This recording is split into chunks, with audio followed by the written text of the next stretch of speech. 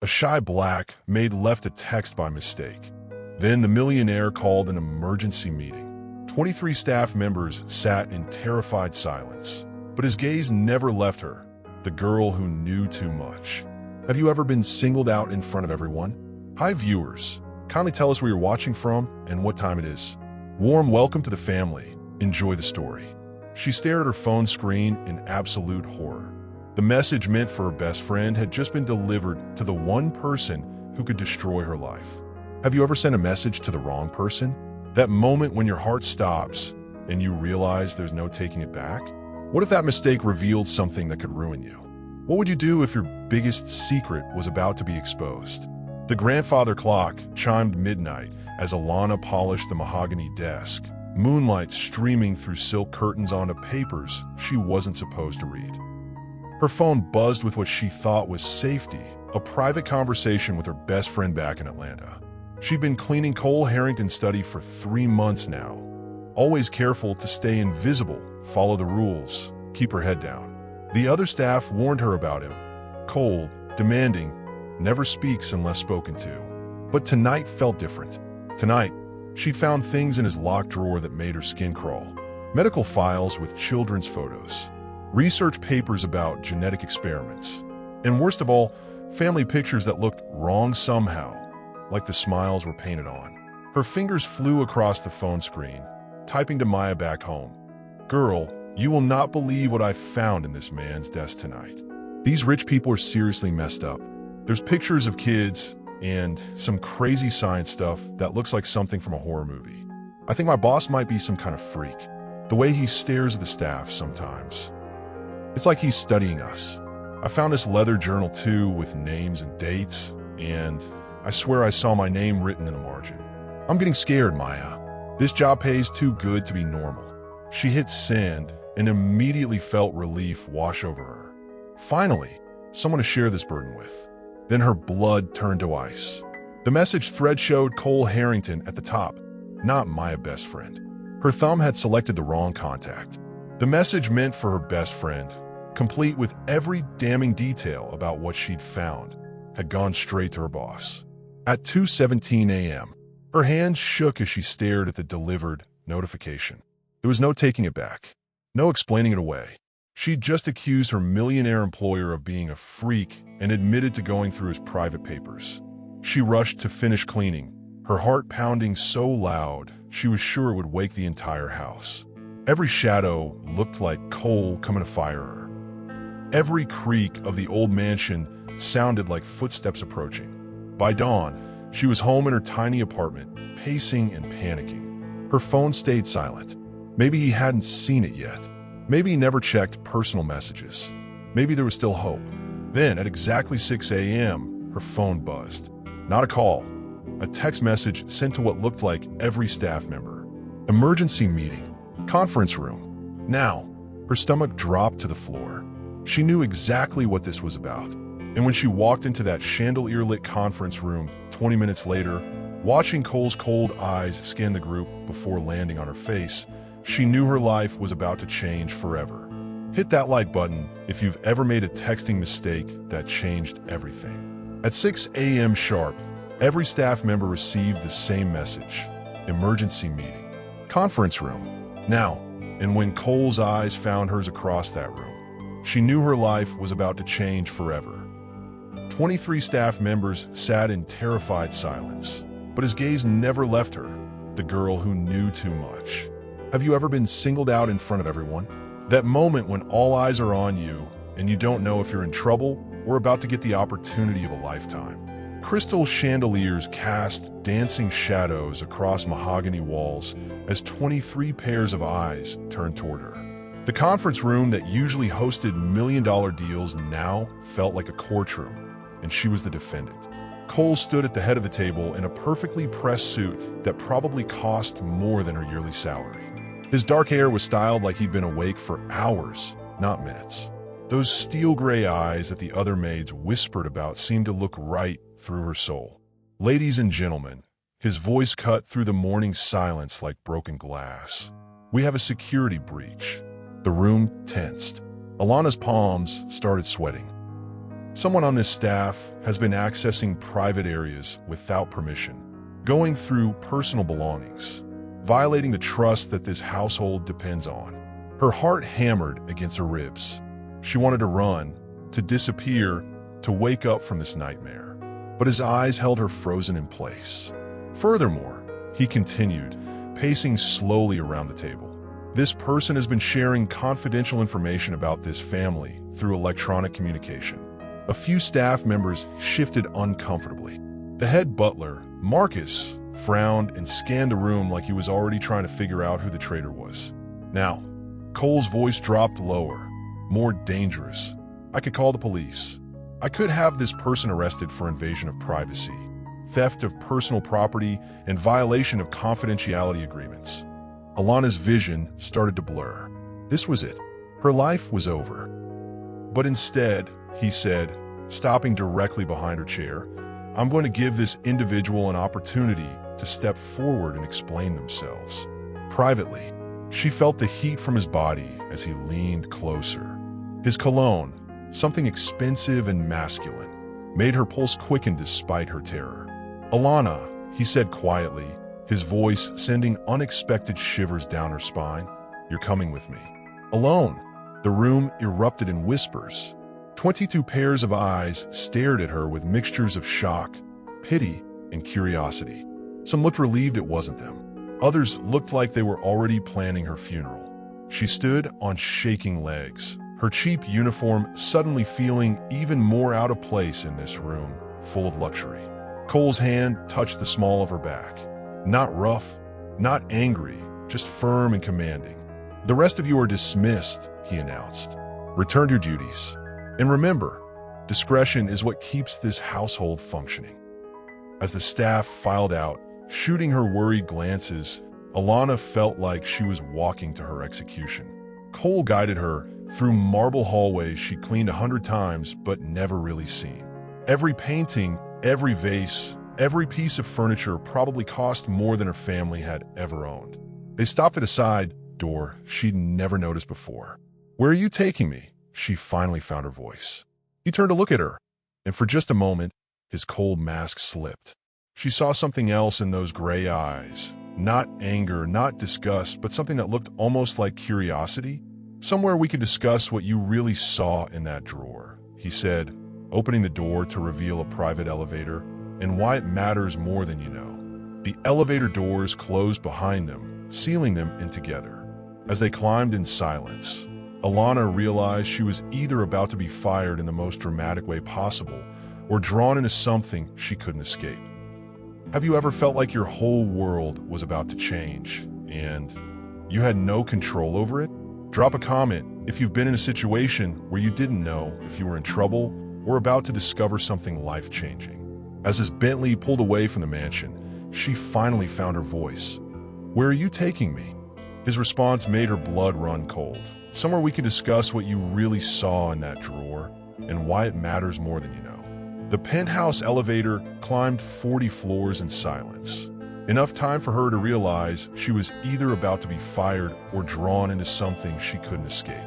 What would you do if a stranger trusted you with their family's biggest secret? Would you run, or would you stay and help?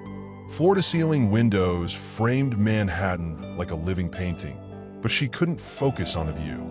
Not when he was pacing like a caged predator, running hands through dark hair as he decided how much truth to reveal. The penthouse was nothing like the mansion. Where the Hamptons house felt old and heavy with secrets, this place was all clean lines and modern luxury. White leather furniture, abstract art that probably cost six figures, a kitchen that looked like it belonged in a restaurant. But Cole wasn't showing off his wealth. He looked nervous. The man who'd commanded that conference room with ice-cold authority was now running his hands through his hair and staring out at the city like it might give him answers. Sit down, he said, gesturing to the couch. Not an order, a request. She perched on the edge of the white leather, afraid to fully relax. He poured himself 2 fingers of something amber from a crystal decanter and offered her one. She shook her head. The things you found on my desk, he started, then stopped. Took a long drink. Started again. They're not what you think they are. Then what are they? The question popped out, before she could stop it. He almost smiled at that. Direct. I like that. He sat across from her, close enough that she could smell his cologne again. Tell me, Alana, and yes, I know your name. What did you think when you saw those files? She swallowed hard. I thought maybe you were involved in something bad. Something with kids. This time he did smile, but it wasn't pleasant. My family has been involved in something bad for 3 generations. But not what you're imagining. He pulled out his phone and showed her a photo, a newspaper clipping for 1987. The headline made her stomach drop. Harrington Pharmaceuticals under investigation for illegal human trials. My grandfather, Cole said, his voice bitter, built our fortune on medical experiments, testing new drugs on people who couldn't say no. Foster kids, homeless people, immigrants who didn't speak English. Alana's hand flew to her mouth. That's horrible. It gets worse. He swiped to another article. When the investigation got too close, people started disappearing. Witnesses, whistleblowers, entire families. She was starting to understand. The photos in your drawer are the children who were experimented on. I've been tracking down what happened to them for 5 years, trying to find survivors, trying to make things right. He leaned forward, and she noticed his hands were shaking slightly. That journal you mentioned? It's a list of victims.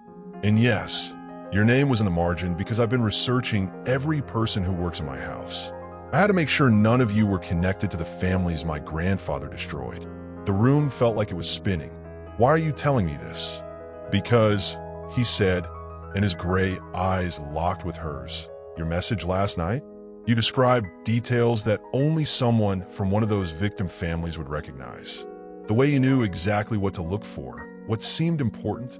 It wasn't luck, Alana. It was instinct. She felt cold all over. What are you saying? He reached for a manila folder on the coffee table and slid it toward her. I'm saying your family name, before your parents changed it, was Davidson. And in 1995, when you were 6 months old, your parents testified against Harrington Pharmaceuticals in a wrongful death lawsuit. Her hands trembled as she opened the folder. There were photos of people she'd never seen, but somehow recognized. A young couple holding a baby. Court documents. Hospital records. 2 weeks after they testified, Cole continued quietly. Your parent car went off a bridge in Georgia. Ruled accidental, but the brake lines had been cut. She couldn't breathe. That's impossible. My parents died when I was little, but it was an accident. I was raised by my grandmother. Your grandmother, who moved you both from Georgia to Atlanta right after the funeral? Who changed your last name from Davidson to Williams? Who never talked about your parents except to say they died in a car accident? Everything was crashing down around her. Every story she'd been told about her family. Every memory she'd built her identity on. Why? She whispered. Why are you telling me this?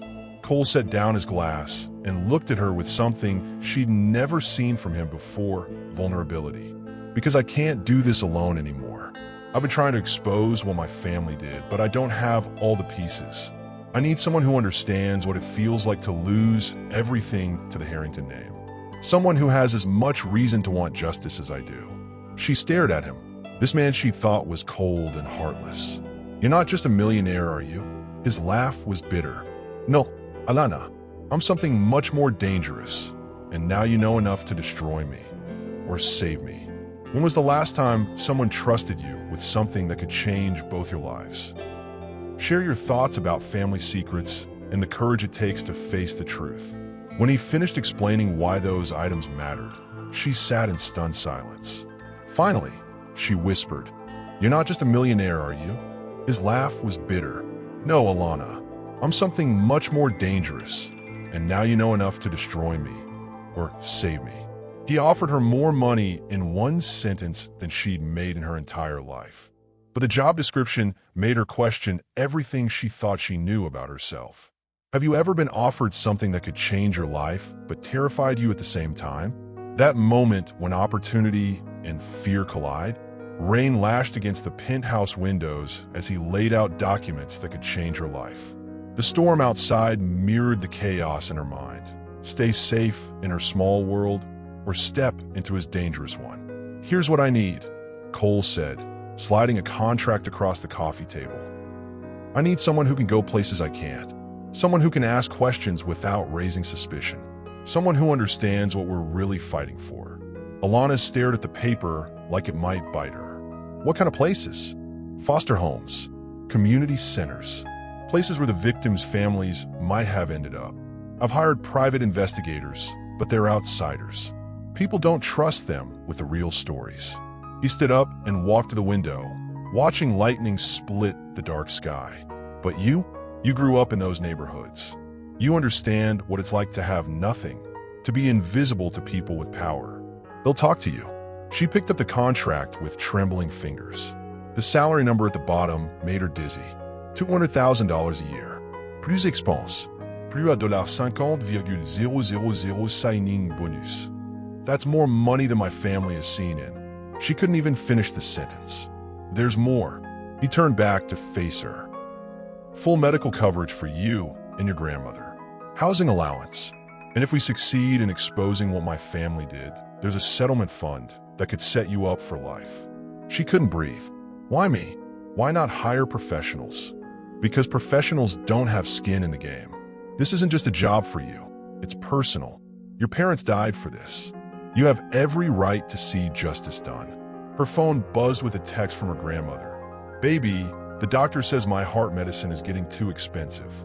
Insurance won't cover the new pills. Don't worry about me. Just wanted you to know. Cole noticed her face change as she read. What is it? She almost didn't tell him. But something about the way he'd opened up to her, the way he'd trusted her with family secrets worth millions, made her honest. My grandmother needs heart medication. The new prescription costs $800 a month. I've been picking up extra shifts, but... Before she could finish, he was pulling out his phone. What pharmacy? What? No, I wasn't asking for her. What pharmacy, Alana? She gave him the information, watching in shock as he made a call. Yes, I need to pay for a prescription. Rosa Williams, heart medication. Yes, covered for the full year, plus set up automatic refills. He hung up and looked at her like it was no big deal. That's handled. Tears stung her eyes. I can't let you just. You're not letting me do anything. I'm investing in my partner. Partner? He sat back down, closer this time. She could feel the warmth radiating from his body, could see the gold flecks in his gray eyes. If you take this job, we're equals. Not boss and employee. Partners working toward the same goal. Your opinions matter as much as mine. Your safety matters more. She stared at the contract, then at him. What makes you think I won't just take the money and disappear? His smile was dangerous and knowing. Because, Alana, you're not the type to run from a challenge. And what I need you to do, it's going to challenge everything you believe about yourself. The contract felt heavy in her hands. Signing it would change everything. No more scrubbing floors, no more worrying about bills, no more feeling invisible. But it would also mean entering a world of danger and secrets she didn't fully understand. What exactly are you asking me to do? She whispered. He leaned forward, his voice dropping low and intense. Help me destroy the people who killed your parents. Help me make sure no other family goes through what yours did. Help me turn the Harrington name from a curse into something that actually helps people. Thunder crashed outside, shaking the windows. In that moment, with rain pounding the glass and lightning illuminating his face, Alana realized she was looking at her crossroads. The safe path led back to her small apartment and cleaning jobs. The other path led into unknown territory with this man who saw her as an equal. She picked up the pen. One condition, she said, surprising herself with how steady her voice sounded. If we're really partners, I want to know everything. No more secrets between us. His eyes darkened with something that looked like respect. Deal. But Alana? Yeah. Once you sign that paper, there's no going back. The people we're going after have killed to keep their secrets. They won't hesitate to come after us. She met his gaze directly. Then we better make sure we get them first. What would you do if someone offered you the chance to get justice for your family, but meant putting yourself in danger? Share your thoughts on taking risks for the people you love. She stared at the contract with its life-changing number, then at him. What makes you think I won't just take the money and disappear? His smile was dangerous. Because, Alana, You're not the type to run from challenge. And what I need you to do, it's going to challenge everything you believe about yourself. The first rule of working for a millionaire: never get personally involved. She broke that rule before she even signed a contract. Have you ever looked in the mirror and not recognized the person staring back? That moment when you realize you're capable of more than you ever imagined? The designer gown transformed her reflection into someone unrecognizable, someone who belonged in Cole's world of champagne and secrets. But when he appeared in the doorway of the dressing room, the look in his eyes suggested she'd always belonged there. 3 weeks had passed since she signed the contract. 3 weeks of intensive training that felt more like a transformation. Etiquette lessons with a woman who'd taught diplomats. Language coaching to smooth out her Atlanta accent. Dance instruction because, as Cole explained, rich people do business on dance floors. But tonight was her first real test. The Metropolitan Museum's annual charity gala, $10,000 a plate, guest list that read like Forbes magazine. Her job was simple: get close to Dr. Margaret Voss, the psychiatrist who'd worked with foster children in the 90s. Children who'd been part of his grandfather's experiments. The dress fits perfectly, Cole said from the doorway, his voice rougher than usual. Alana turned from the mirror, and her breath caught. He was in a black tuxedo that made him look like he'd stepped out of a movie. But it was the way he was looking at her, like she was precious, dangerous, beautiful, that made her pulse race. The gown was midnight blue silk that hugged her curves before flowing to the floor. The stylist had pulled her hair up, leaving her neck exposed. Diamond earrings, borrowed from Cole's family collection, caught the light when she moved. "I look ridiculous," she said, smoothing the silk nervously. "You look." He stepped closer, close enough that she could smell his cologne, see the way his pupils dilated as he took her in. "You look like you could bring powerful men to their knees." Heat flashed between them. She'd felt it building over the past weeks, during late-night strategy sessions when their fingers brushed over documents, during dance lessons when his hand on her waist burned through fabric. But they both pretended it wasn't there. "We should go," she whispered, but neither of them moved. "Alana," his voice was low, dangerous. "Tonight, you're not my employee. You're my equal, my partner. Act like you belong because you do." She nodded, but her hands were shaking as she reached for her clutch. This world of galas and diamonds and power games was so far from everything she'd known. "Hey." His hand caught hers, steadying her. "You got this. I've watched you these past weeks. You're stronger than you know." The car ride to the museum was quiet, tension building between them like electricity before a storm. She practiced her cover story. Art collector from Atlanta, new money from tech investments. Cole would introduce her around, then fade into the background while she worked. But when they stepped out of the Bentley in front of the Met, camera flashes exploding around them, she realized this was bigger than she'd imagined. People were taking their pictures. Society reporters were calling out questions. "Who's your date, Cole? Is this the mysterious woman from the Hamptons?" Cole's hand found the small of her back, steadying her. "Just smile," he murmured. "You're more beautiful than any of them." Inside, the museum was transformed into a glittering wonderland.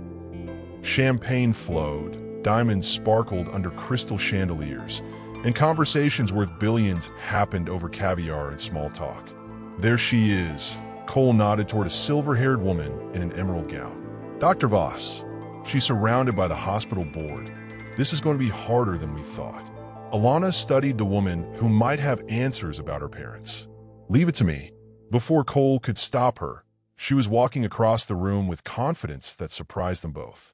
She intercepted a server carrying champagne, took 2 glasses, and approached the group with perfect timing. "Dr. Voss."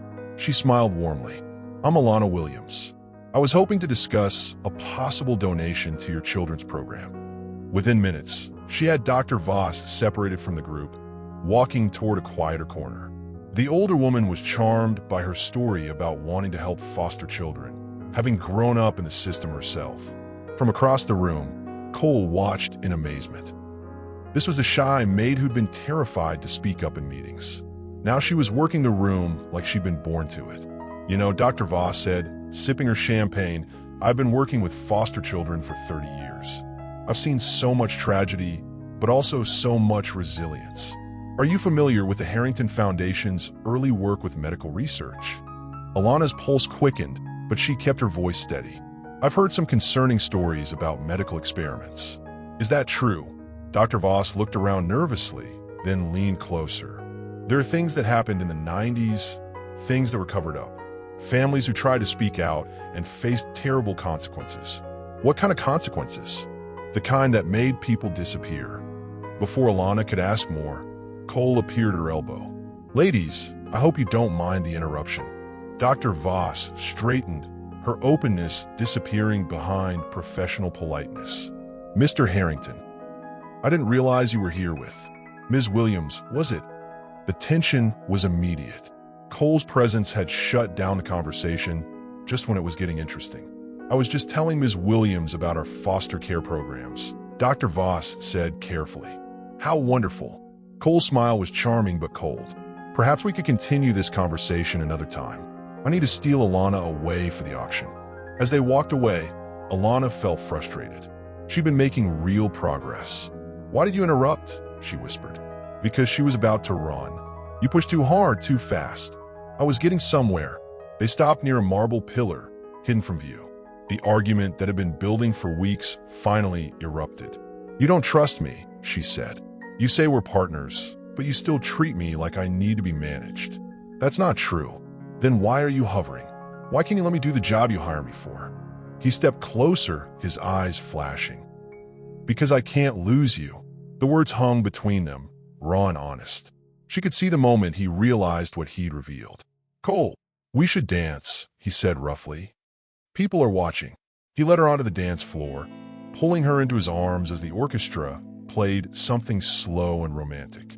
They moved together perfectly, weeks of lessons paying off, but all she could think about was the heat of his hand on her waist, the way he was looking at her like she was the only woman in the room. I meant what I said, he murmured as they swayed. I can't lose you. This started as business, but somewhere along the way, what? His thumb brushed across her knuckles where their hand rejoined. Somewhere along the way, you became more important than the mission. She felt like the air had been sucked out of the room. This powerful man, this millionaire who could have anyone, was looking at her like she was precious. Cole, we can't. This is too complicated. I know. His forehead almost touched hers as they danced. But that doesn't make it less real. The song ended, but neither of them moved apart. People around them were clapping, starting new conversations, but they stood frozen in their own bubble. We should go, Alana finally whispered. Yeah, but his hands lingered on her waist. We should. In the car ride home, the tension was thick enough to cut. Every glance, every accidental touch when he helped her out of the car, every moment in the elevator climbing to his penthouse felt charged with possibility. When was the last time you felt that electric connection with someone? When chemistry overrode common sense. Share your thoughts on crossing professional lines for personal feelings. As they practiced the waltz for tomorrow's charity gala, his hand on her waist burned through silk. Remember, he murmured against her ear, tomorrow night, you're not my employee. You're my equal. Her pulse raced at the word equal, but it was his next whisper that stopped her heart. And after tomorrow, there's no going back. She walked into that ballroom as his employee and left as something she never expected to become, his accomplice, his partner, and possibly his downfall. When was the last time you surprised yourself with your own courage? That moment when you realized you were stronger than you ever knew? Crystal chandeliers cast golden light across silk gowns and diamond necklaces. But the most brilliant thing in the room was her smile as she charmed information from Manhattan's elite. She wasn't pretending to belong anymore. She simply did. The second attempt at Dr. Voss went perfectly. While Cole distracted the hospital board with talk of donations, Alana cornered the psychiatrist near the silent auction tables. I've been thinking about our conversation, Dr. Voss said quietly, checking to make sure they weren't overheard. About the medical experiments. There's someone you should meet, a woman named Janet Morrison. She was a nurse back then. She kept records. Alana's heart raced. Records of what? Everything. Patient names, dates, what was done to them. She's been waiting 25 years for someone to ask the right questions. Before Alana could respond, Dr. Voss pressed a business card into her hand. Call this number tomorrow. Tell her I sent you. And be careful. The people involved in covering this up are still very much alive. The rest of the evening passed in a blur of success. Every conversation led to another lead, another connection, another piece of the puzzle. By the time they left the gala, Alana's small clutch was full of business cards and phone numbers. You were magnificent tonight. Cole breathed against her neck as the elevator doors closed. The champagne, the success, the way he was looking at her, it all combined into something dangerous and electric. When she turned in his arms, her kiss was answer enough. Weeks of tension, of fighting attraction, of pretending they were just business partners, all of it dissolved in that moment. In his penthouse, moonlight painted her skin silver as she reached for his bow tie, confidence replacing the shyness he'd first met. The girl who'd been afraid to speak up in staff meetings was gone. In her place stood a woman who knew what she wanted. "Show me," she whispered, backing him toward the bedroom. "How equals celebrate victory." His hand shook as he unzipped the blue silk gown, letting it pool at her feet.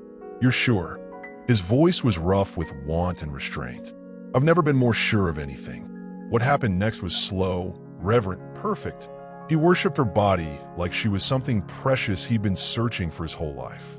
Every touch asked permission. Every kiss was a question she answered with soft sighs and pulling him closer. They moved together like they'd been made for each other, like all the years of her feeling invisible had led to this moment of being completely seen. When she called out his name, it sounded like coming home and starting over at the same time. Afterward, they lay tangled in Egyptian cotton sheets worth more than her old monthly salary, but all she could focus on was the way he traced lazy patterns on her bare shoulder. "What happens now?" she asked, suddenly vulnerable despite everything they just shared. His arm tightened around her. "Now we go after the real prize, and now they'll be hunting us both." She lifted her head to look at him, moonlight catching the serious expression on his face. "What do you mean? Dr. Voss giving you that contact information? That wasn't random. Word is going to spread that we're asking questions. The people who killed your parents, who covered up my grandfather's crimes, they're going to know we're coming for them." A shiver ran through her that had nothing to do with the cool night air. "Are you scared?" "Terrified," he admitted, pressing a kiss to her hair. "But not of them. I'm scared of losing this. Losing you." She settled back against his chest, listening to his heartbeat. 3 months ago, she'd been scrubbing his floors and trying to be invisible. Now she was in his bed, his partner in every way that mattered, about to take on people who'd killed to keep their secrets. "Cole, that first night, when you got my text message, were you really angry?" She felt him smile against her hair. "I was curious. A shy maid who noticed details that trained investigators missed, who had instincts that led her straight to evidence I'd been looking for. I knew you were special before we ever spoke. So you weren't going to fire me. I was going to offer you a job. I just didn't expect to fall in love with you in the process." The words hung in the air between them. Love. Neither of them had said it before, but it felt right. Like everything that had led them to this moment had been building towards something bigger than either of them had planned. When was the last time something you thought was a disaster turned out to be the best thing that ever happened to you? Share your thoughts on how the worst mistakes sometimes lead to the most beautiful outcomes. As dawn broke over Manhattan, she traced patterns on his chest, both of them changed by more than physical intimacy. "What happens now?" she asked. His answer made her pulse quicken. "Now we go after the real prize, and now they'll be hunting us both." 3 days of paradise ended with a photograph slipped under her door, proof that someone knew exactly who she was and what she'd done. What would you do if your choices put the people you love in danger? How far would you go to protect your family? The photograph was black and white, her laughing with Cole at the gala, circled in red ink. But it was the second photo that made her hands shake, her grandmother leaving work in Atlanta, completely unaware of the shadow following her. Alana stared at the images with growing horror. She'd been so focused on the mission, so caught up in the romance and danger of it all, that she'd forgotten the most important thing. She wasn't the only one at risk. Her phone rang. Unknown number. Hello. Her voice came out as a whisper. Ms. Williams. The voice was electronically altered, impossible to identify. You've been asking a lot of questions lately. Who is this? Someone who knows about your grandmother's heart condition, about her daily walks to the grocery store on Peachtree Street, about how she always stops to feed the stray cats behind the church. Alana's blood turned to ice. They knew everything about Rosa. Her routines, her habits, her vulnerabilities. What do you want? Stop digging into the past. Some graves should stay buried. You have 24 hours to end your association with Cole Harrington and return to your normal life. Or your grandmother will have a very unfortunate accident. The line went dead. Alana sank to the floor of her apartment, clutching the photographs. This was her fault. She'd been so desperate for justice, so caught up in playing detective, that she'd put the one person who mattered most in danger. Her phone buzzed with a text from Cole. Coming over. Need to show you something important. She thought about not answering, about disappearing before he arrived. Maybe if she just vanished, went back to Atlanta, took Rosa somewhere safe, the threats would stop. But when he knocked on her door 20 minutes later, she opened it anyway. Jesus, what's wrong? He took one look at her face and pulled her into his arms. She showed him the photos, told him about the call, watched his face go from concerned to furious to something that looked like fear. Pack a bag, he said immediately. You're not staying here tonight. I'm not running away. This isn't running. This is strategy. They know where you live, which means they've been watching you. We need somewhere safe to figure out our next move. She wanted to argue, but the image of her grandmother being followed made the decision for her. Within an hour, they were in his penthouse, Cole making phone calls while she paced like a caged animal. I've got private security heading to Atlanta, he said, hanging up. Your grandmother will have protection starting tonight. She won't even know they're there. This is insane. Alana ran her hands through her hair. 3 days ago, I was nobody. Now, I have people threatening to kill my family. Cole pulled her close, his hands steady and warm on her arms. Hey, look at me. We knew this would happen. We knew they'd try to scare us off. Well, it's working. He cupped her face in his hands, forcing her to meet his eyes. Do you want to quit? The question hung between them. It would be so easy to say yes, to take the money he'd already paid her and disappear, to go back to being invisible, to keep Rosa safe. I want to kill them, she whispered, surprising herself with the venom in her voice. Something dark flashed in his eyes. Good, because I just found out who's behind the threats. He showed her a file on his laptop, surveillance photos of a man in an expensive suit leaving her apartment building. Richard Morrison, my uncle. He's been the one cleaning up my grandfather's messes for 30 years. Morrison, the name sounded familiar. Wait, Dr. Voss mentioned a nurse named Janet Morrison. Said she kept records. Cole went very still. Janet Morrison is Richard's ex-wife. She divorced him in 1998, right after the cover-up started getting serious. The pieces clicked into place. She has the records because she was married to the man who was destroying evidence.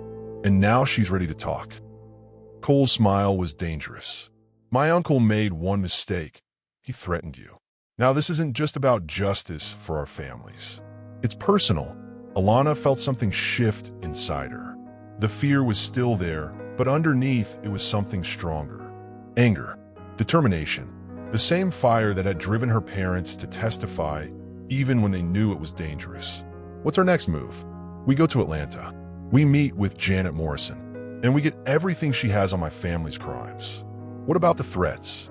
Cole's expression turned cold. Let them come. They want a war? They'll get one. That night, as they lay in his bed, Alana couldn't sleep. Every sound made her jump. Every shadow looked like danger. But Cole's arms around her felt like protection, like home. I'm scared, she admitted in the darkness. Good, he murmured against her hair. Fear keeps you alive, but don't let it paralyze you. Your parents were brave enough to stand up to these people. That courage is in your blood. She turned in his arms, needing to feel connected to him, to feel alive despite the danger closing in around them. Their lovemaking was desperate this time, like they were afraid it might be the last time. Every touch carried the weight of uncertainty. Every kiss tasted like goodbye.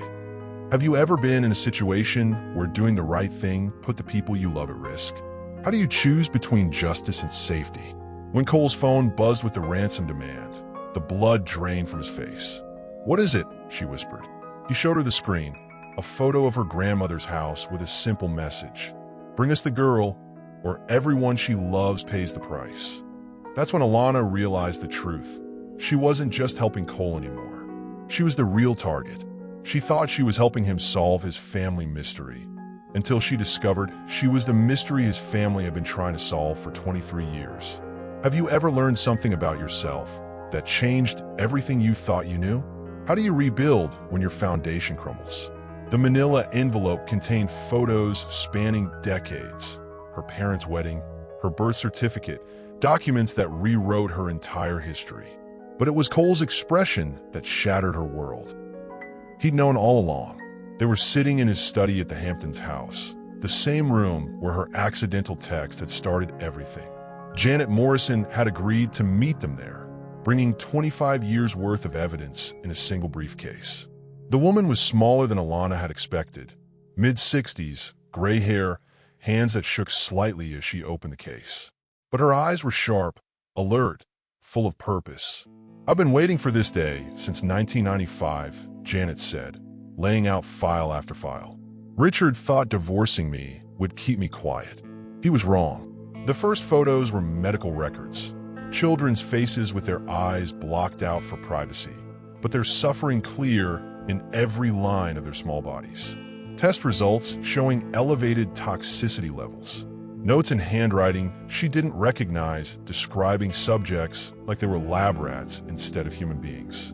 Your grandfather," Janet told Cole, "was a monster." But Richard was worse because he was smart enough to cover it up. Then came the victim files. Families who tried to speak out. Witnesses who disappeared. And there, in the middle of it all, her parents' faces staring up from a photograph labeled priority targets. "David and Maria Davidson," Janet said softly. They were going to testify about what happened to their nephew. Little boy named Marcus, 6 years old, died after being given experimental cancer treatments. Alana's vision blurred. "Their nephew, your cousin. You were too young to remember him, but he lived with your family for a few months before the treatments killed him." The room started spinning. Everything she thought she knew about her family, about why her parents had been involved, was wrong. They hadn't been random victims. They'd been fighting for family. "Show her the rest," Cole said quietly. Janet hesitated. "Are you sure? Some truths are harder to carry than secrets." "Show me." The next file made her heart stop. Birth records, DNA tests, legal documents that proved what she never suspected. David Davidson wasn't just her father. He was Cole's grandfather's biological son, given up for adoption in 1943, raised by another family, never knowing his true parentage until he started researching his nephew's death. "You're not just connected to the Harrington family through the experiments," Janet explained. "You are family. David was Cole's great-uncle, which makes you cousins," Alana whispered, looking at Cole with horror. "We're cousins." But Cole was shaking his head, studying the documents more carefully. "No, look at the dates. This birth certificate has been altered. Janet, who really changed these records?" The older woman smiled grimly. "Richard did. In 1995, right after your parents died. He needed to create a family connection that would explain why they were targeted, why they had access to information about the experiments. So we're not related? Not by blood. But David discovered something that connected him to the Harrington family in a different way. He wasn't just researching his nephew's death. He was researching you." Janet pulled out the final file. "Before he died, David discovered that you weren't his biological daughter. Maria couldn't have children, so they adopted you as a baby. But the adoption was arranged through Harrington Pharmaceuticals as part of their victim compensation program." The truth hit Alana like a physical blow. "I was one of the test subjects, the only one who survived the early trials. You were 6 months old, barely clinging to life, when David and Maria fought to adopt you. They saved you from the program, gave you a real family, a normal life. But why didn't they tell me? Because they were protecting you. As long as you didn't know, you were safe. As long as the Harringtons thought you were dead, officially listed as deceased in their records, you could live freely. Cole was staring at the documents with something between amazement and rage. That's why my uncle is so desperate to stop us. She's not just a threat to the cover-up. She's living proof that the experiments happened. And more than that, Janet added, the treatments they gave her as a baby, they were successful. Whatever they did to enhance immune response, cognitive function, physical resilience, it worked. She's the only success story in 50 years of illegal human experimentation. Alana felt like she was drowning in revelation. That's impossible. I'm nobody special. I'm just strong enough to survive poverty most people couldn't handle, Cole interrupted. Smart enough to notice details trained investigators missed. Resilient enough to adapt to any situation. He looked at her with wonder. Haven't you ever wondered why you're so good at reading people? Why you never get sick? Why you can learn new skills so quickly? She had wondered. Growing up, teachers had always commented on how bright she was, how she seemed to understand things instinctively. Her grandmother used to joke that Alana never caught colds, never needed doctors except for routine checkups. So what am I? She whispered. You're exactly who you've always been, Janet said gently. A woman who survived terrible things and chose to use that strength to help others. The only difference now is that you understand why you're so good at it. But Alana was looking at Cole with growing suspicion. How long have you known? Known what? About what I really am. About the experiments. His silence was answer enough. How long, Cole? Since the beginning. His voice was barely audible. I suspected when you sent that text message. I confirmed it before I offered you the job. The betrayal hit her like a slap. You lied to me. I protected you. If you'd known the truth. You used me. She was on her feet now, backing away from him. This whole time, you've been using me as some kind of science experiment. That's not true, isn't it? The shy maid who caught your attention? The perfect partner who could go places you couldn't? You didn't see my potential, Cole. You saw my programming. Through tears of rage and betrayal, she whispered the question that would determine their fate. Did you ever care about me? Or was I just another piece in your family's chess game? His answer came too fast, both. And she realized that sometimes the most honest answer is the one that breaks your heart. What would you do if you discovered that everything about your relationship was built on a lie? Can love be real if it started with deception? Share your thoughts on truth versus protection. Through tears of rage and betrayal, she whispered the question that would determine their fate. Did you ever care about me? Or was I just another piece in your family's chess game? His answer came too fast, both. And she realized that sometimes the most honest answer is the one that breaks your heart. She left his penthouse with nothing but questions and a stolen flash drive. But running from Cole meant running toward enemies who wanted her dead. When everything you trusted falls apart, do you fight or do you run? What would it take for you to face the truth alone? The internet cafe in Queens smelled like old coffee and desperation. But the computer screen revealed truths that luxury and privilege had hidden. Her parents hadn't died in an accident. They'd been murdered for what they knew. The flash drive she grabbed from Janet Morrison's files contained everything. Financial records showing payments to the hitmen who'd caused her parents' crash. Police reports that had been altered. Evidence that had been destroyed. And video testimonies from other survivors. People like her who'd lived through the experiments and spent their lives hiding from the truth. Her hands shook as she clicked through file after file. Children's faces, medical records, death certificates. So many had died, but scattered throughout were the survivors. Adults now, living under assumed names, carrying enhanced abilities they didn't understand. She wasn't alone. There were others like her. Her phone had been buzzing nonstop for 2 days. Cold calling, texting, leaving voicemails that ranged from desperate to angry to pleading. She turned it off after the first few hours, but curiosity finally got the better of her. 17 missed calls, 23 text messages. The first few were predictable. Please come back. Let me explain. This isn't what you think. But the most recent one made her blood run cold. Richard has Rosa. Call me now. Her fingers flew across the phone, dialing his number. Thank God. He breathed when he answered. Are you safe? What do you mean he is Rosa? My uncle's people grabbed her from the grocery store this morning.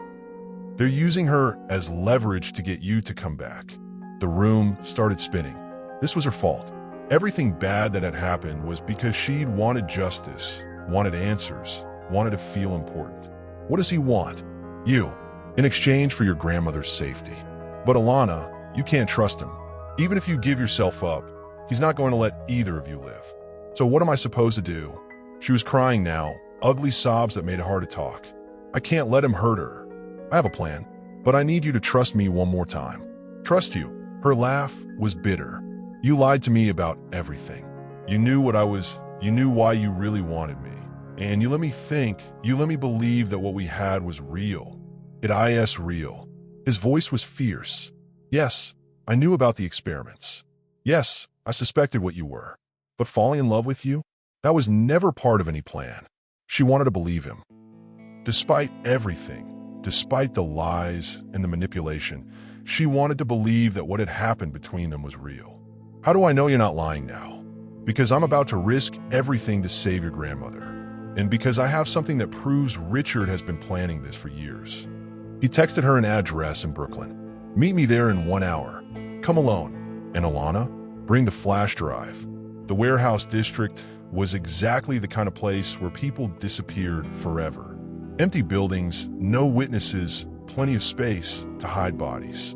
But when she arrived, Cole was already there, pacing outside a nondescript building. This better not be a trap, she said, getting out of the car she'd stolen. It's not. He looked terrible. Unshaven, rumpled clothes, eyes red with exhaustion. I haven't slept since you left. I've been trying to figure out how to fix this. He led her inside the building, which turned out to be some kind of production studio. Cameras, lighting equipment, computers. What is this place? Insurance. He pulled up a chair in front of the cameras. We're going to record everything. Your story, the evidence, all of it. Upload it to every news station, every social media platform, every government agency that might listen. That won't save Rosa. No, but it'll make sure the truth survives even if we don't. For the next hour, she told her story to the camera. Everything from the accidental text message to the discovery of her true identity. Cole provided documentation, evidence, proof of every claim. When they finished, he looked at her with something that might have been hope. There's something else, he said. Something I didn't tell you before, because I was afraid you'd run.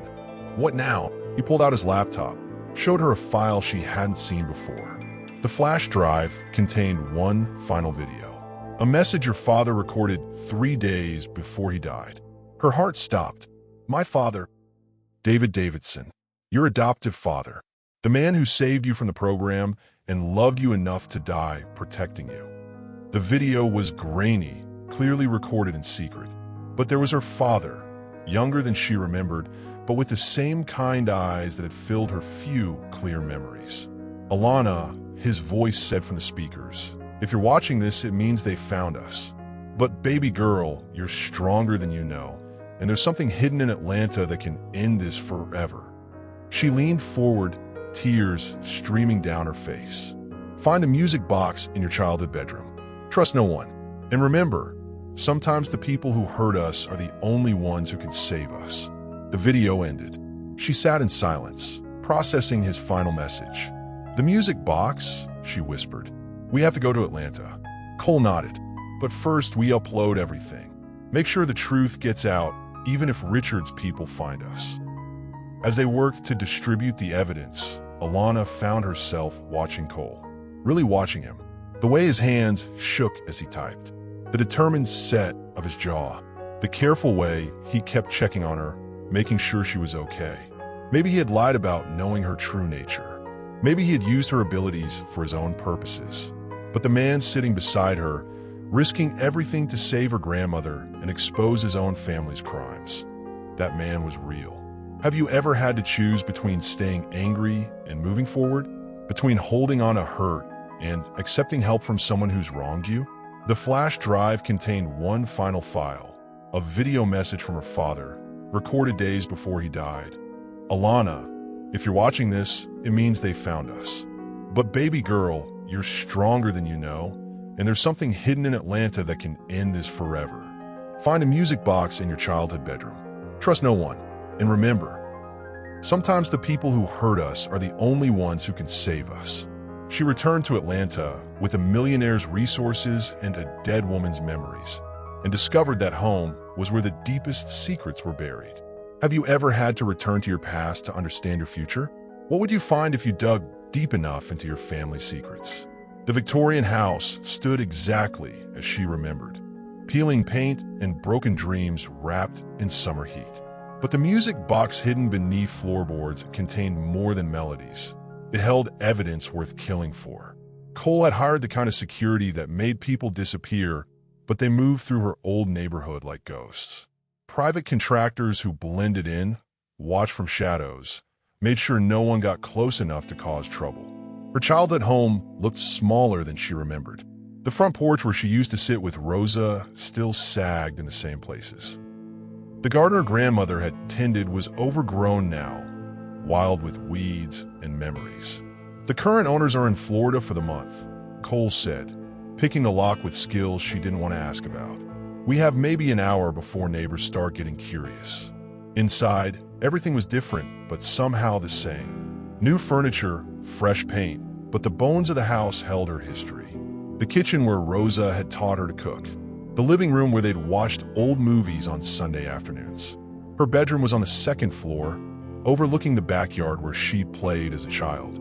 The new owners had turned it into an office, but she remembered exactly where her bed had been, where her dresser had stood. "There!" She pointed to a section of hardwood flooring near the window. "That board was always loose. Rosa said the house was settling, but I used to hide things underneath it." Cole pried up the floorboard with a screwdriver from his toolkit. Underneath was a space just big enough for childhood treasures, and apparently, adult secrets. The music box was wrapped in oilcloth, protected from 25 years of humidity and time. When she opened it, a tiny ballerina still spun to the tune of Fur Elise, just like she remembered. But glued inside the lid was something that didn't belong in a child's toy, a small metal key. "Safe deposit box key," Cole identified immediately. "Your father hid this here for you to find." But how did he know I'd come back? How did he know I'd remember the music box? Because he knew you, sweetheart. Parents know their children, even when they can't be there to guide them. The bank was downtown, in a building that looked like it had been there since Atlanta was founded. The safe deposit box was registered under her name, her real name, before Rosa had changed it for her protection. Inside were documents that rewrote everything she thought she knew about the Harrington family's crimes. Financial records showing government contracts for military enhancement projects. Letters between Cole's grandfather and Pentagon officials discussing super soldier programs. And photographs of test subjects, children who'd been enhanced and then trained as weapons. "This is bigger than medical experiments," she breathed, staring at training photos that looked like something from a spy movie. "They were trying to create enhanced soldiers. And you were their only success," Cole said grimly. "That's why Richard is so desperate to get you back. You're not just evidence of their crimes. You're proof that their methods worked." At the bottom of the box was a letter addressed to her in her father's handwriting. "My dearest Alana, if you're reading this, then the worst has happened, and Rosa has kept her promise to keep you safe. You are not what they made you. You are who you choose to be. The abilities they gave you were meant to create a weapon, but you have the heart of a healer. Use your gifts to help people, to protect the innocent, to make sure no other child suffers what you suffered. There's one more thing hidden where only you would think to look. Remember the story I used to tell you about the princess in the garden? The answer is there, waiting.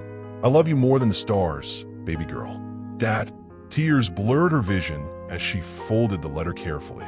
The princess and the garden story. I remember that. What story? He used to tell me about a princess who hid her most precious treasure where beautiful things grew. I always thought he meant it metaphorically, but Rosa's rose garden, behind the house.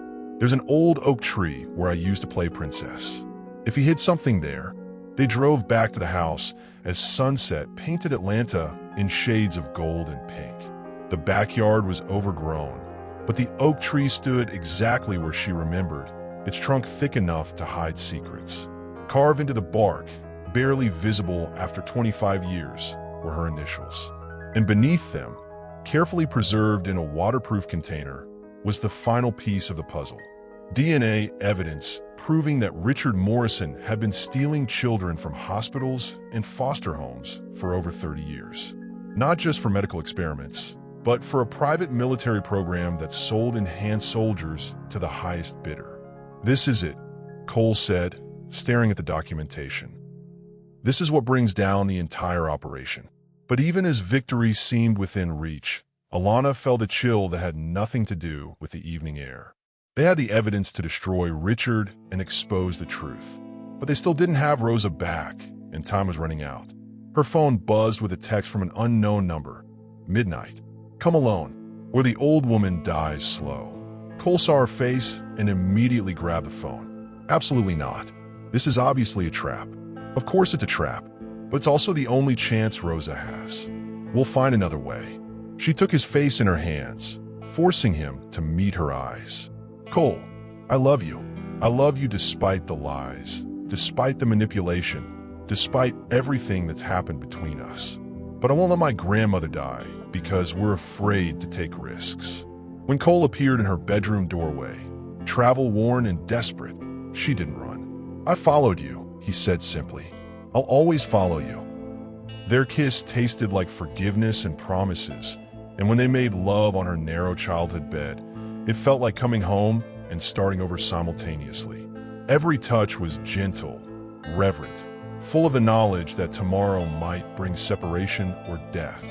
"I should have told you the truth from the beginning," he whispered against her throat. "Maybe," she agreed, tracing patterns on his chest. "But then I might have run before I had the chance to fall in love with you. Do you forgive me?"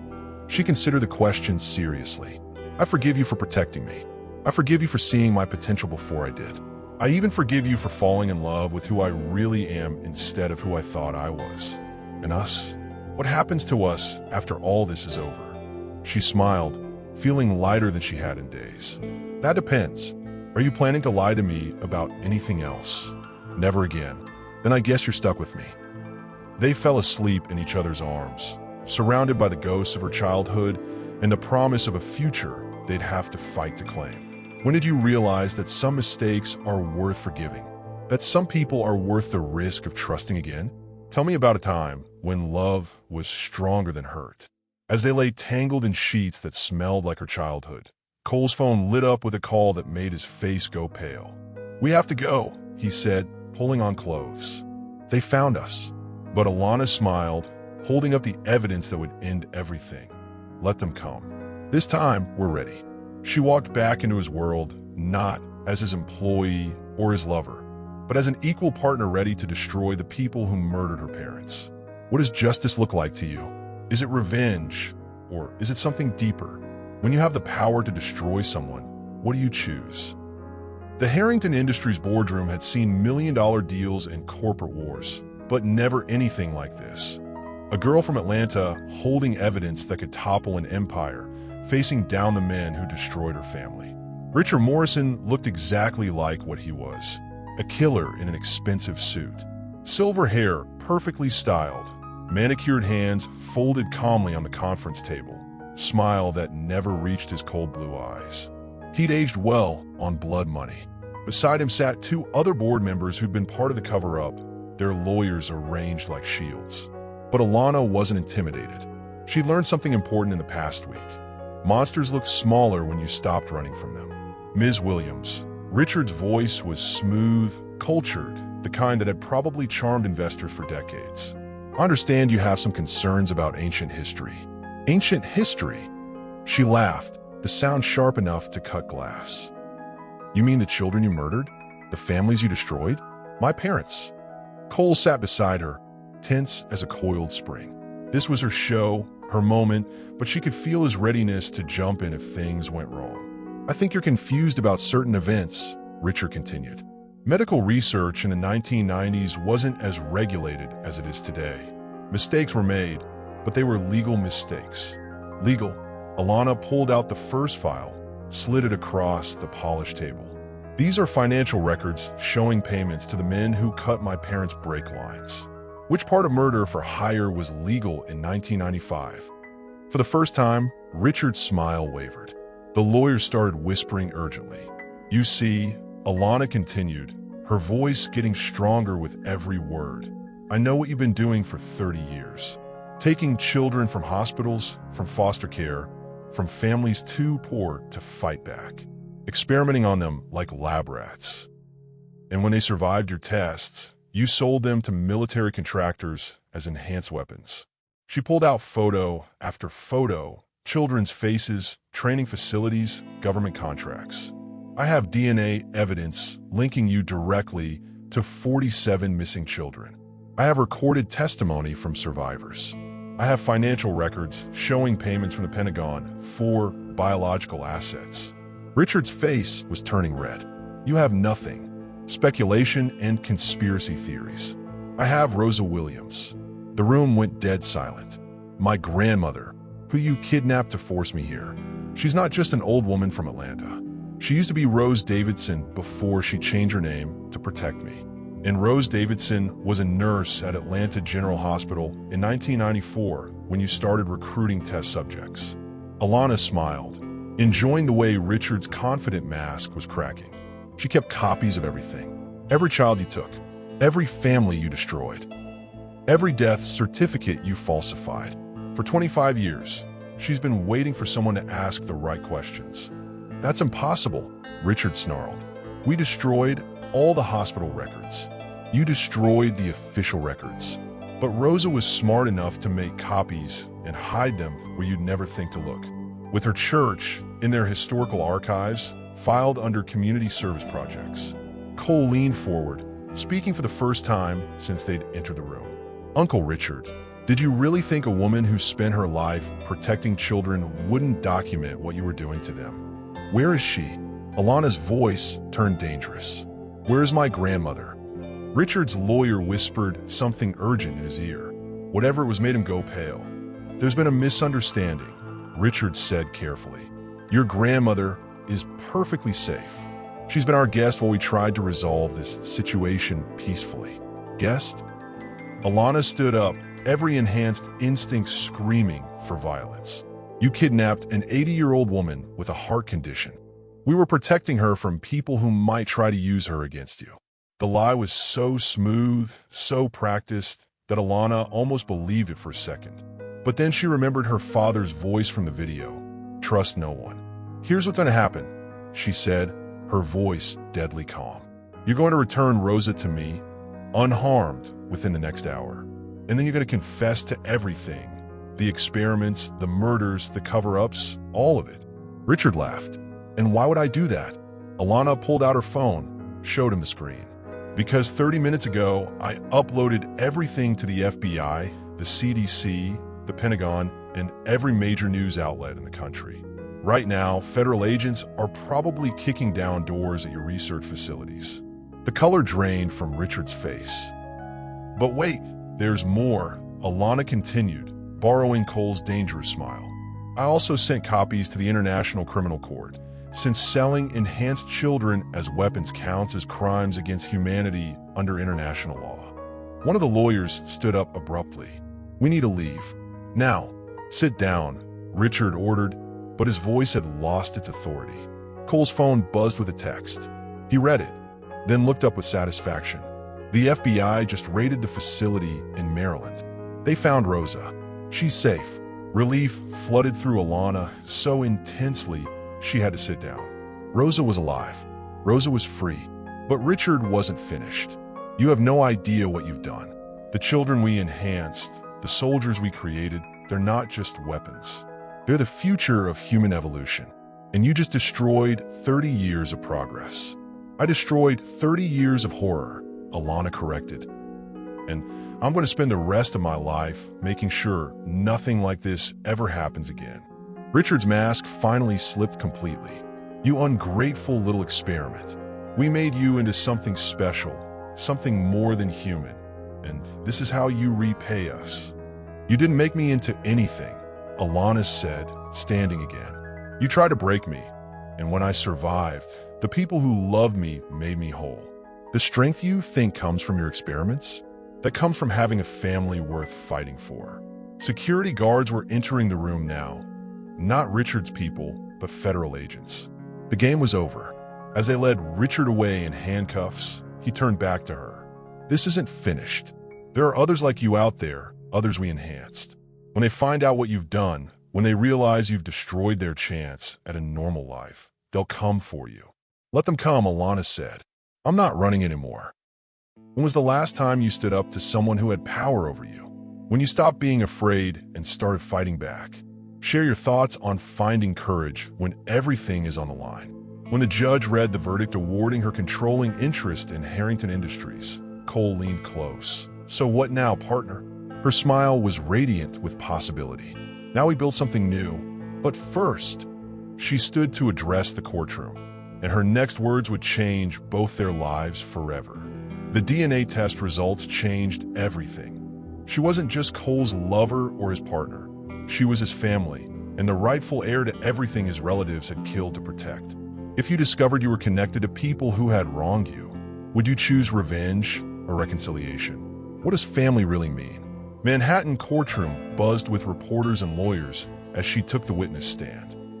No longer the shy maid from Atlanta, she commanded the room with quiet authority that spoke of generations of strength finally given voice.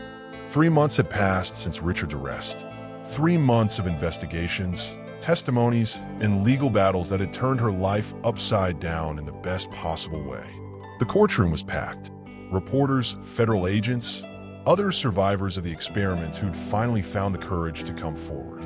And there, in the front row, Rosa Williams in her best Sunday dress, holding a tissue and crying proud tears. Ms. Williams, the prosecutor began. Can you tell the court about your relationship to the Harrington family? I thought I was an employee, Alana said, her voice carrying to every corner of the room. Then I thought I was a victim of their crimes. But the truth is more complicated than either of those things. She looked at Cole, sitting with his team of lawyers, and smiled. The DNA test revealed something that Richard Morrison had been hiding for 25 years. My adoptive father, David Davidson, wasn't randomly targeted for knowing too much about the experiments. He was targeted because he was the legitimate heir to the Harrington fortune. Gasps echoed through the courtroom.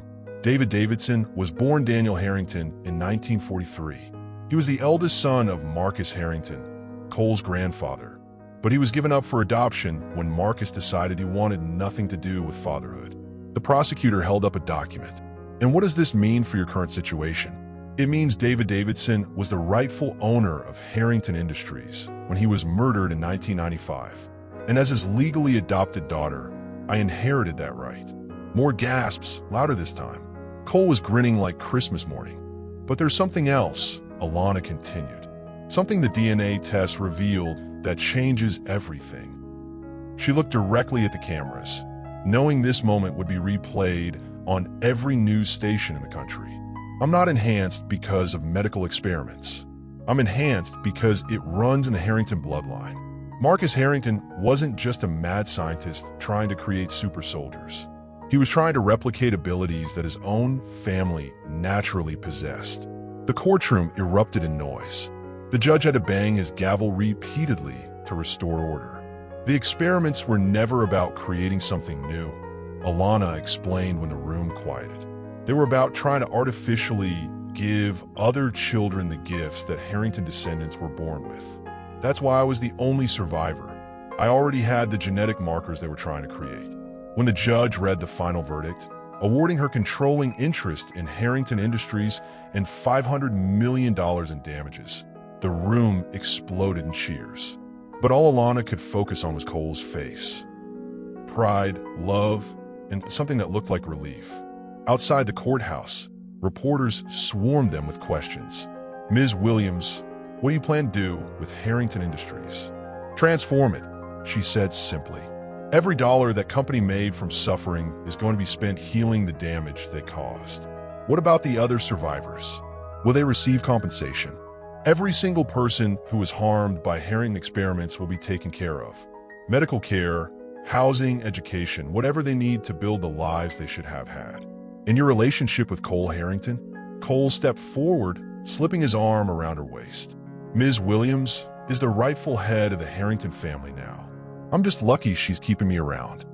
But later that night, in the privacy of their hotel room, the celebration took on a more intimate tone. So, Cole said, pulling her close as Manhattan glittered outside their window, "You're officially the boss now." "How does it feel?" "Terrifying," she admitted. "I went from cleaning floors to running a multi-billion-dollar company in 6 months." "You went from surviving to thriving," he corrected. "From being invisible to changing the world." Their lovemaking that night was different, deeper somehow, full of the knowledge that they'd survived the worst and come out stronger. When she moved above him, watching his face in the city lights streaming through the windows, she felt powerful in a way that had nothing to do with enhanced abilities. This was the power of choice, the power of love freely given and received, the power of building something beautiful from the ruins of something terrible. "I love you," she whispered as they moved together, years of pain and secrets finally replaced by truth and trust. "I love you too," he breathed. "My boss, my partner, my everything." Afterward, as they lay wrapped in expensive sheets that she could now afford to buy for herself, Alana felt something she'd never experienced before: complete peace. "Cole, thank you for seeing me before I saw myself." He pressed a kiss to her hair. "Thank you for letting me love you even when I didn't deserve it."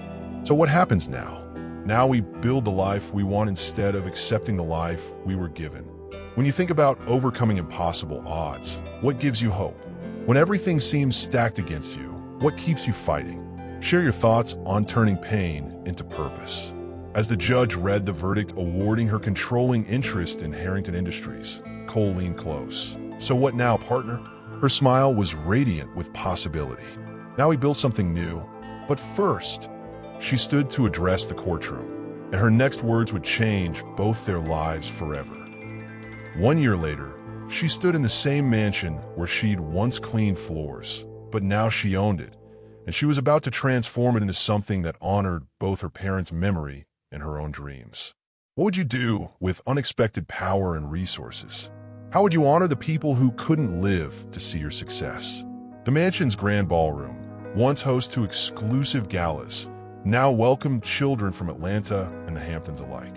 Crystal chandeliers illuminated art therapy sessions and coding classes, proof that privilege shared becomes purpose.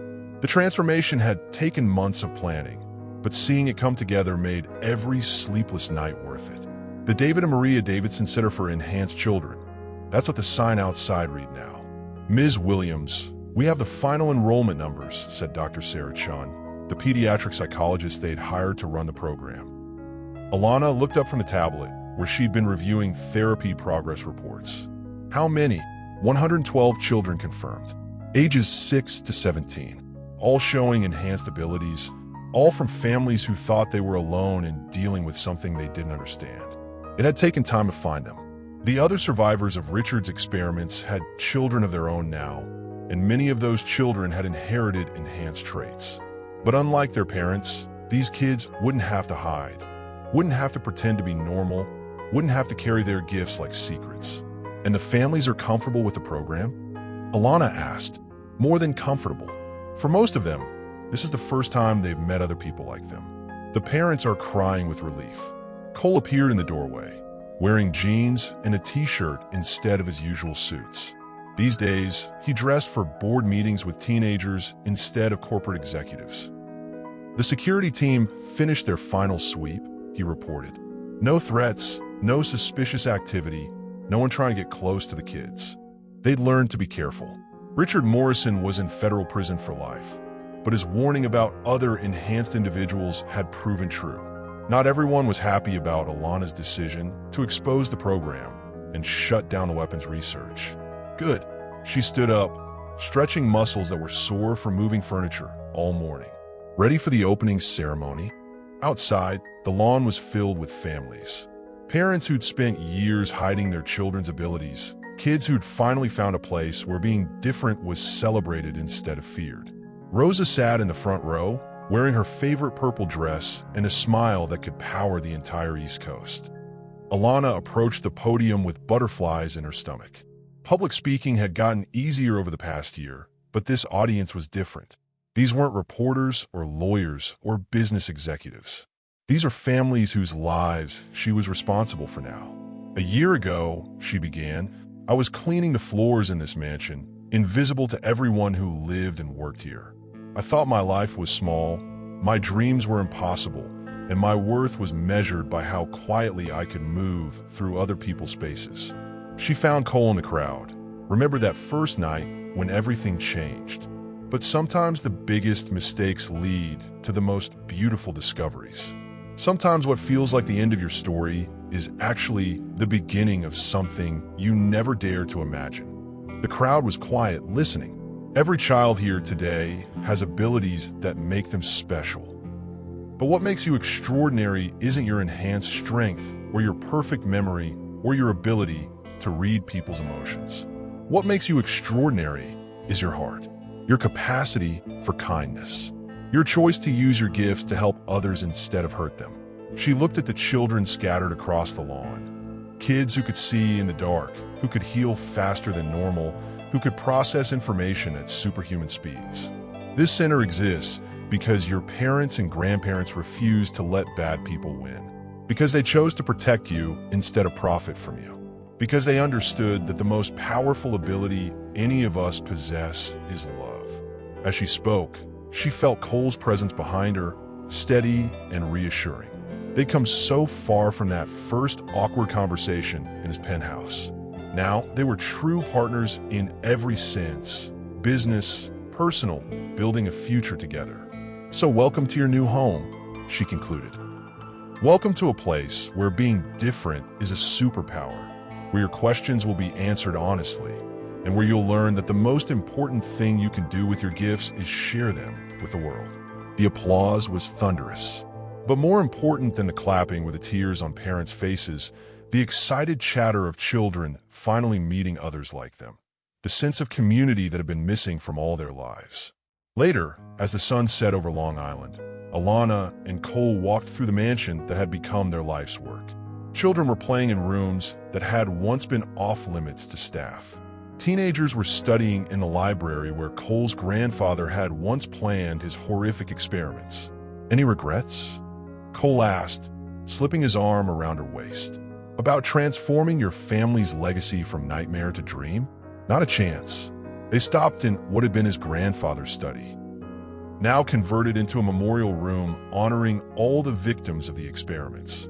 Photos of children who hadn't survived, tributes to parents who died protecting their kids, stories of survivors who'd built beautiful lives despite terrible beginnings. You know what the best part is? Alana said, looking at a photo of her parents on their wedding day. What? They would have loved this. David and Maria, they would have been so proud to see enhanced children getting the childhood they always wanted me to have. Cole pulled her closer, pressing a kiss to the top of her head. They'd be proud of you, the woman you've become, the life you've built, the way you've turned pain into purpose. She turned his arms, looking up at the man who'd seen her potential before she'd seen herself. Speaking of building a life together, yeah, I have something to tell you. Something in her tone made him go very still. What is it? Her smile was radiant with joy and possibility. Remember how we talked about expanding the program? Creating more centers, helping more families. Of course. Well, we might want to start with a nursery. Understanding dawned in his eyes like sunrise. Alana, are you saying? I'm saying our family is about to get bigger. What does it mean to build something lasting? To create a legacy that helps people instead of hurting them? When you think about the future you want to leave behind, what do you see? As they slow danced in the ballroom after the Foundation's inaugural gala, Alana whispered something that made Cole stop moving entirely. Are you sure? He asked, voice thick with emotion. Her nod was answer enough, but her words sealed their future. I'm ready to build something that lasts. With you. Forever. He'd given her his name, his fortune, and his family's legacy. But the question he asked in the same room where they first met required the one thing he'd never demanded: her heart's complete surrender. What does a perfect proposal look like to you? Is it about the ring, the location, or the person asking the question? Moonlight streamed through the study windows exactly as it had that first night, but everything else had changed. The desk where she'd once polished mahogany now held architectural plans for their next foundation. The drawer that once held secrets now contained the ring he designed just for her. 6 months had passed since they'd announced her pregnancy.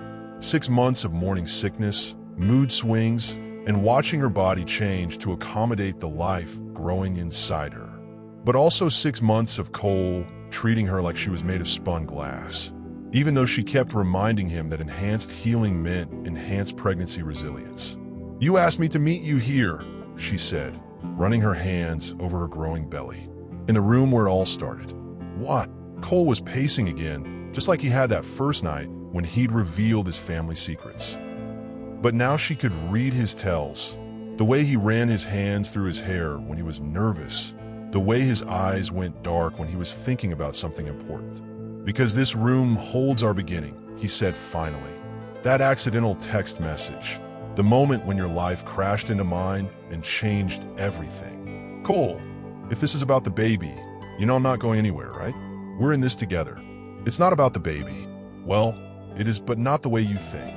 He stopped pacing and knelt down beside her chair, taking her hands in his. "Alana, when you sent that text to my phone instead of your friends, you called me a freak. You said rich people were messed up. You thought I was some kind of monster." She laughed. "And I was right about the rich people being messed up part. You were right about everything. My family was monstrous. I was living in a world of secrets and lies and generational trauma that I didn't know how to escape." His thumbs traced circles on her knuckles, a gesture that had become as familiar as breathing. "But then this woman, this beautiful, brave, impossibly strong woman, walked into my life and showed me what it looked like to fight for something bigger than yourself." "Cole, let me finish." His voice was rough with emotion. "You took a family legacy built on pain and transformed it into something that heals people. You took a scared, cynical millionaire and taught him how to love without conditions. You took a lonely mansion and filled it with laughter and hope and the sound of children playing." Tears were starting to blur her vision. "I fell in love with you before I knew your real name. I fell in love with you when you were terrified to speak up in meetings. I fell in love with you every day as I watched you grow into the most powerful, compassionate, extraordinary woman I've ever known." He reached into the drawer. The same drawer where she'd found those first clues about his grandfather's crimes, and pulled out a small velvet box. "I'm not asking you to be mine," he said, opening the box to reveal a ring that took her breath away. "I'm asking if we can be each other's, equal partners, building something neither of us could create alone." The ring wasn't just beautiful, it was perfect. A single diamond surrounded by smaller stones in a pattern that looked like stars, set in a band that somehow managed to be both elegant and strong. "Cole, it's gorgeous. Look closer." She lifted the ring from a box and saw what had made her gasp. Engraved inside the band were coordinates, the exact location of the spot in Atlanta where her parents were buried. "So they'll always be with us," he explained. "So you'll always remember that love is worth fighting for, even when it costs everything." She was crying now, the kind of tears that come from joy, so intense it feels like breaking open. "Is that a yes?" he asked, and she realized she'd been staring at the ring in silence for a full minute. "Yes," she whispered. "Yes to being equals. Yes to building something together. Yes to forever with you." When he slipped the ring onto her finger, it fit like it had been made for her hand, which she realized it probably had been. "There's something else," he said, pulling her up from the chair and into his arms. "I know you've been worried about whether our children will be enhanced, whether they'll be safe, whether they'll have normal lives. Of course I'm worried. Look at what happened to me, to all the other survivors. But that's exactly why they'll be safe. Because they'll grow up knowing what they are, surrounded by people who understand, in a world where being different is celebrated instead of hidden." He placed his hand over her belly, where their baby was growing strong and healthy. They're going to be extraordinary, Alana. Not because of genetics or experiments or anything artificial. They're going to be extraordinary because they'll be raised by parents who know that the most powerful gift you can give a child is unconditional love. Their kiss was soft, sweet, full of promise. When they made love that night, it was with the reverence of two people who'd found their way home to each other through every obstacle the world had thrown at them. Mrs. Harrington, he murmured against her throat, and she laughed. I like the sound of that. Their lovemaking was gentle, careful of the precious cargo she carried, but no less passionate for the tenderness. Every touch was a promise, every whispered endearment a vow. Afterward, as they lay in their bed in the mansion that had become their sanctuary, Alana traced the new ring on her finger and marveled at how much had changed. Do you ever miss your old life? Cole asked. When things were simpler? You mean when I was invisible and broke and terrified of my own shadow? She kissed his chest, right over his heart. Not for a second. Even when the enhanced children are throwing tantrums that could level buildings. Even then, especially then, those kids need us, Cole. They need to see that being different doesn't mean being alone. And our baby? What if they're enhanced? She considered the question seriously. Then they'll be the luckiest enhanced child in history, because they'll grow up knowing exactly who they are and what they're capable of. How do you know when you found your person? When you found someone worth building a life with? Share your thoughts on what makes a partnership truly equal. As they left the study hand in hand, Alana stopped at the threshold. Wait, she said, pulling out her phone. Cole watched in confusion as she typed a message and hit send. What are you doing? She grinned. Texting my best friend in Atlanta. And this time, I'm sending it to the right person. 5 years later, she stood in the same study, but this time she wasn't cleaning. She was teaching her daughter the story of how a single mistaken text message changed their family forever. So what would you do if one mistake led to the love of your life? Would you call it fate or coincidence? Tell me in the comments what you think brought them together. The study walls now displayed photos spanning continents, schools built in Atlanta, medical centers in the Hamptons, scholarship recipients from both worlds. But the most precious photo sat on the desk, their wedding day, when two worlds became one family. And that's how Mommy met Daddy. Alana finished closing the storybook she'd written about their beginning. Because sometimes the biggest mistakes turn into the most beautiful gifts. 4-year-old Emma Harrington looked up from her coloring with eyes that were perfectly normal. Until you noticed they could see in complete darkness, just like her mother's enhanced vision. But Mommy, why didn't you just send the message to the right person? Alana laughed, the same question she'd asked herself 1,000 times. Because sometimes, sweetheart, the universe knows what we need before we do. Cole appeared in the doorway. Their 2-year-old son, David, balanced on his hip. The boy had inherited his father's gray eyes, but his mother's stubborn streak. And lately he'd been testing the limits of enhanced strength by trying to lift furniture that weighed more than he did. Story time, Cole asked, settling into the chair beside them. The story about the text message, Emma announced. Again, Cole raised an eyebrow at Alana. Didn't we just tell that story yesterday? And the day before that, Alana admitted. I think our daughter has a thing for love stories. Smart girl. Cole leaned over to kiss Alana's forehead. Speaking of love stories, we have news to share. Emma bounced excitedly. What kind of news? Alana exchanged a look with Cole. They'd been waiting for the right moment to tell the children, and somehow this felt perfect. In the room where everything began, surrounded by the tangible proof of how much their lives had changed. Well, Alana said, taking Emma's small hand, you know how we've been talking about expanding our family? Like when we got the new puppy. Bigger than that. Emma's eyes went wide. Another baby? Another baby, Cole confirmed, and Emma shrieked with delight while David clapped his hands like he understood what was happening. When? Where is it? Can I help pick out names? The questions tumbled out of Emma like water from a broken dam. Not for a few more months, Alana said. And yes, you can help with names. But there's something else you should know. She knelt down, so she was at Emma's eye level. The new baby is going to be special. just like you and David. They might have abilities that other children don't have. And if they do, it's going to be our job to help them understand that being different is a gift, not something to hide. Emma nodded solemnly. Like the kids at our school. Exactly like the kids at our school. The David and Maria Davidson Center had grown beyond their wildest dreams.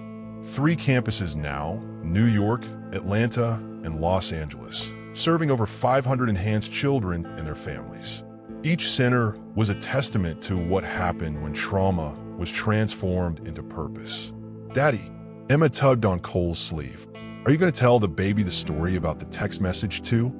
Every single day if they want to hear it, Cole promised. Because it's the most important story our family has. Later, after the children were asleep, Cole found Alana in their bedroom, standing at the window that overlooked the gardens where enhanced children played during their therapy sessions. Any regrets? He asked, the same question he'd asked her countless times over the years.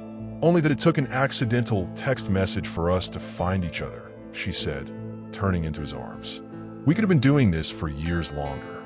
Or maybe we found each other exactly when we were supposed to, when we were both ready to build something beautiful. Their third pregnancy was different from the first 2. Easier physically. Her enhanced healing made morning sickness minimal and energy levels high, but more meaningful emotionally. This baby was planned, wanted, created from a place of absolute certainty about their future together. I have something for you, Cole said, pulling a small wrapped package from his nightstand drawer. Inside was a phone. Not a new one, but her old one from 5 years ago, the one she'd used to send that fateful text message. I had the tech team recover it from storage, he explained.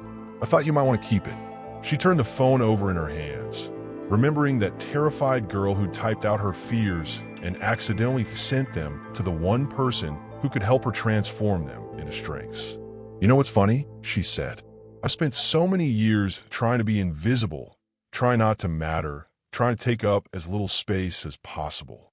And it took sending a message to the wrong person to realize I was meant to take up space. I was meant to matter. Cole's arms came around her from behind, his hands settling on her still flat belly. You've always mattered. You just needed someone to see it. We both needed someone to see it, she corrected. You were just as lost as I was, hiding behind money and power instead of behind invisibility. They made love that night with the quiet intensity of 2 people who'd been through everything together and come out stronger. 5 years of marriage, 2 children, a business empire built on healing instead of harm, and a 3rd baby on the way.